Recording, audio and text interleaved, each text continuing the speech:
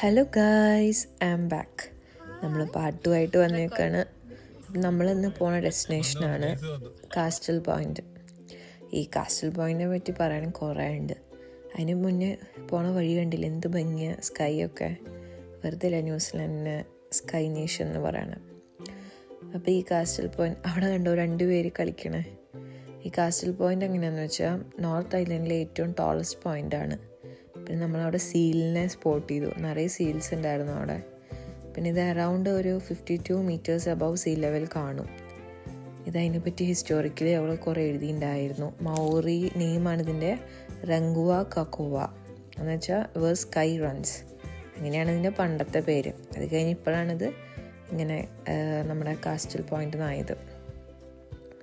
പിന്നെ ഇതിനെ പറ്റി എന്താ പറയുകയെന്ന് വെച്ചാൽ മെയിനായിട്ട് ഈ സീയുടെ കളറ് ഒരു രക്ഷയില്ല.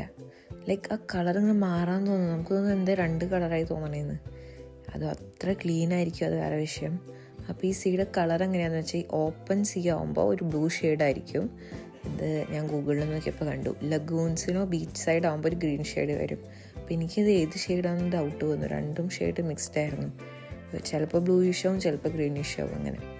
അപ്പോൾ ആ കാണുന്ന വൈറ്റാണ് നമ്മുടെ കാസ്റ്റൽ പോയിൻ്റിലുള്ള ലൈറ്റ് ഹൗസ്. ലൈറ്റ് ഹൗസിലേക്കാണ് നമ്മൾ മെയിനായി പോണത്. അപ്പോൾ ഇത് ഇപ്പോൾ അറൗണ്ട് ന്യൂസിലൻഡിലുള്ള വൺ ഓഫ് ദ ലാർജസ്റ്റ് ലൈറ്റ് ഹൗസാണ്. പിന്നെ ഇതിനെ പറ്റി എന്താ പറയുക, ഇവിടെ മെയിനായിട്ട് അവർ ചെയ്യുന്ന ആക്ടിവിറ്റീസ് എന്താണെന്ന് വെച്ചാൽ സ്വിമ്മിങ്, സർഫിങ് ആൻഡ് എക്സ്പ്ലോറിങ്. സർഫിങ്ങിനെ പറ്റിയതാണ്. ഇവിടെ കണ്ടില്ലേ റെയിൻബോ, ആ വേവ്സ് വരുമ്പോൾ ശരിക്കും നമുക്ക് റെയിൻബോ കാണാം. നല്ല രസമുണ്ടായിരുന്നു കാണാം നമ്മൾ നേരിട്ട് കാണുമ്പോൾ. ഞാൻ ആദ്യമായിട്ട് ഇങ്ങനെ റെയിൻബോസ് ഫോർമേഷൻ കാണുന്നത്.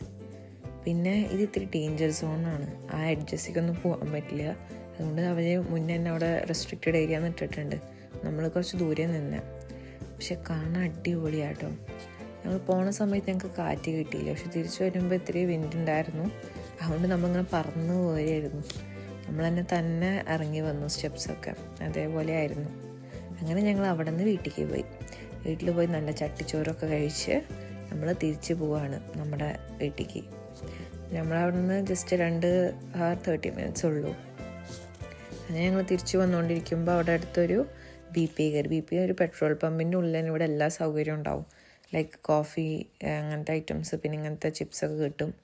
അപ്പോൾ നമുക്ക് എന്താ മേടിക്കേണ്ടതെന്ന് ഡൗട്ടായിരുന്നു. നൈറ്റ് ആയല്ലോ. ഞങ്ങൾ അവസാനം ചിപ്സൊന്നും മേടിച്ചില്ല. അതിന് പകരം ഞങ്ങൾ അവിടെ ഒരു പൈ ഉണ്ടായിരുന്നു. പൈ എന്ന് വെച്ചാൽ നമ്മുടെ നോർമലി ഒരു ബേക്കറി സാധനം, അത് കഴിച്ചു ഞങ്ങൾ പോന്നു. അപ്പോൾ ഗൈസ് ബൈ.